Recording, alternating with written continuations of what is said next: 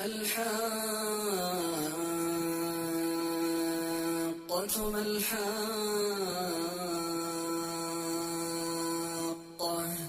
وما أدراك ما الحاقة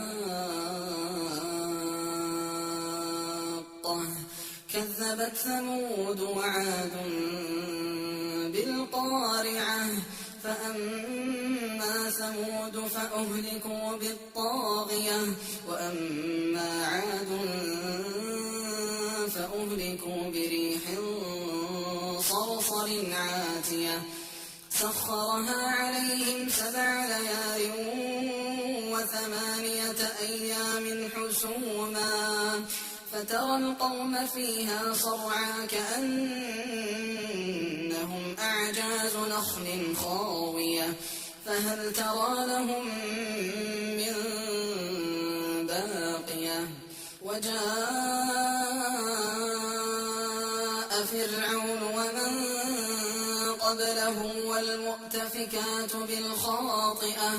فعصوا رسول ربهم فأخذهم أخذة رابية إنا لما طغى الماء حملناكم في الجارية لنجعلها لكم تذكرة وتعيها أذن واعية فإذا نفخ في الصور نفخة واحدة وحملت الأرض والجبال فدكتا دكة واحدة فيومئذ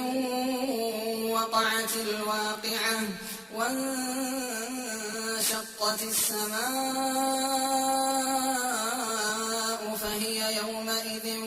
واهية والملك على أرجائها ويحمل عرش ربك فوقهم يومئذ 8 يومئذ تعرضون لا تخفى منكم خافية فأما من أوتي كتابه بيمينه فيقول هاؤم اقرءوا كتابيه إني ظننت أني ملاق حسابيه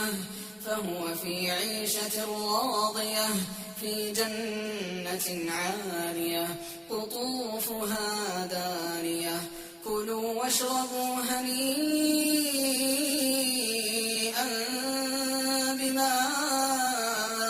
أسلفتم في الأيام الخالية وأما من أوتي كتابه بشماله فيقول يا ليتني لم أوت كتابيه ولم أدر ما حسابيه يا ليتها كانت القاضية ما أغنى عني ماليه هلك عني سلطانيه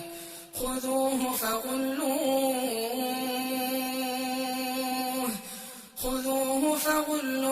ثم الجحيم صلوه